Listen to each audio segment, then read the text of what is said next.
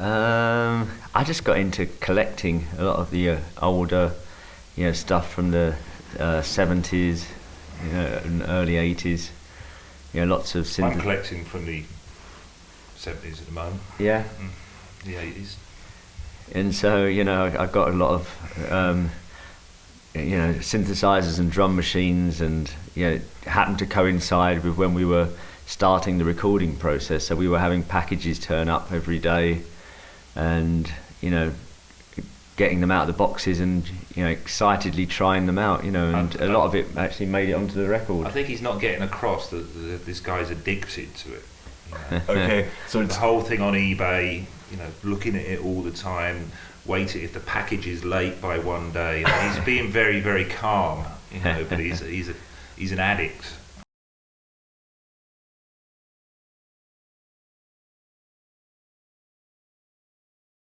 I think they really helped, but it wasn't the only thing we used. Obviously, we used a lot of modern technology too.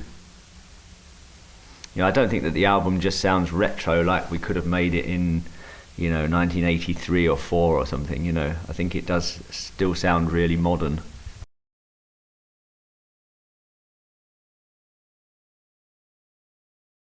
Yeah, well, I think we were quite unanimous in choosing Wrong as the first single. Even our manager, Jonathan, when I first played him the demo of that, he said immediately that would be a great single. And Jonathan never says things like that. He's not really kind of the sort of person who really into the music or gets the music. He understands like the business side more, but he immediately said that should be a single. So Daniel was very adamant that it should be the single, and the 3 members of the band, we were all unanimous on it.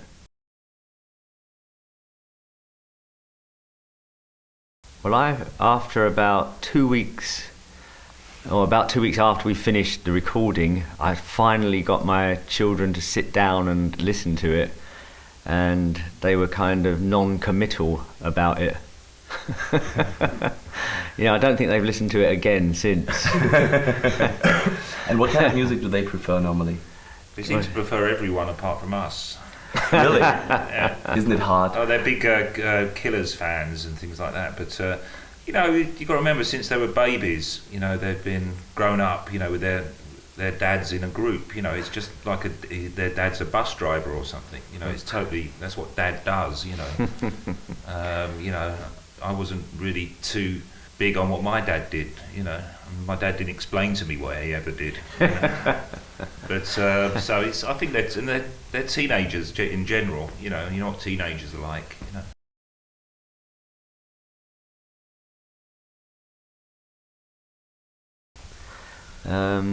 Usually when I get a few songs together, Andy was coming over, travelling from London over to Santa Barbara just to listen to like 4 or 5 tracks. But that's Dave was in the middle of making his own solo record while I was writing last year, and then he was doing promotion for that. So we waited until he'd finished his whole project before we got together and started playing him songs.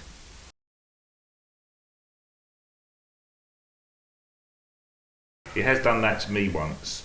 Yeah. What was the song? In the morning when he was drunk. Track called Lillian. Yeah.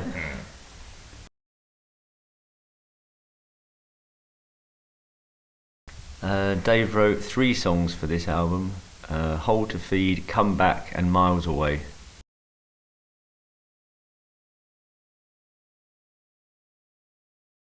Well, no, we've never done it before. We've played occasional stadiums, but and it just so happens it's May and June. The weather's nice, hopefully. And so really, it's a first for us, So it's sort of a career first. So it's not just about money or anything like that. It's and the fact it's sold so well, in these sort of bad times is good, Yeah, I think it's amazing that 29 years into our career that we can actually go out and do this. We couldn't. I don't think we could have played these sort of places at what people consider to be our peak. Around like Violator or Songs of Faith and Devotion. we seem to be more popular today than we did then. I wish it was. No, it's hard, it's really difficult, and we've got so many songs, we've got to try and narrow it down, and so many people's favourites. And we're playing obviously quite a few songs from the new album as well, so it's really difficult. I think we also have to take into account that we are playing such huge venues in general for the first leg of the tour as well. So if we play too many of the more obscure tracks, and you've got like 50,000-60,000 people who don't know them, I mean, it's like, maybe not the best idea. So all the hits you have to play. Well, I don't think we want to play all the hits. That's the problem. That's why it's so difficult putting this set list together. If we can't stand a song, we wouldn't play it. I mean, People Are People, for instance, is a song that's not amazingly popular among the group, so we don't play it. And but sometimes we don't want to play. We would like to play the new stuff. But we do realise that there are fans, and our old stuff is good as well. So it's just a balancing act.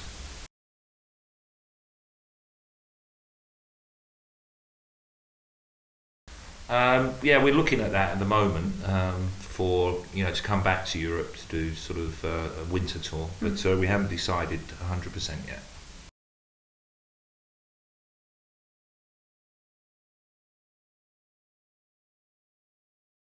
Yeah, it was pretty secret, to be honest. There's only a few people there, and that's why but it was good. It was good fun. We played a lot of the old stuff, Speak and Spell and things like that.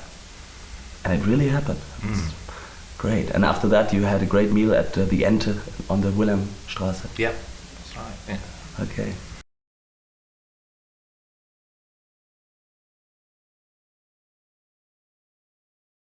I do. Yeah. Yeah.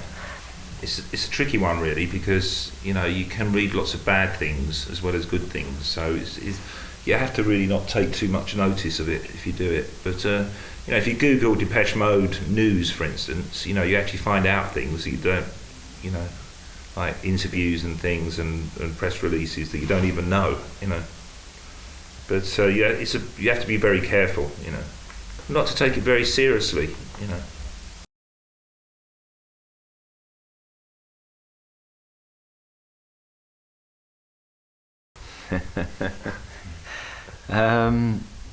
I can't remember.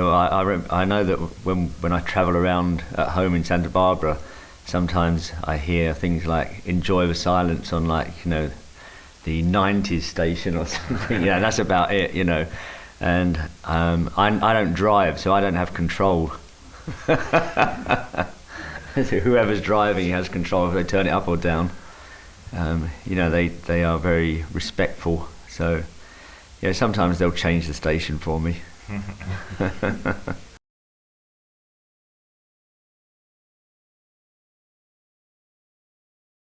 Hello, this is Martin Gore from Depeche Mode, and you're listening to Michael Munkner. Wir freuen uns auf das Konzert in der Commerzbank Arena in Frankfurt.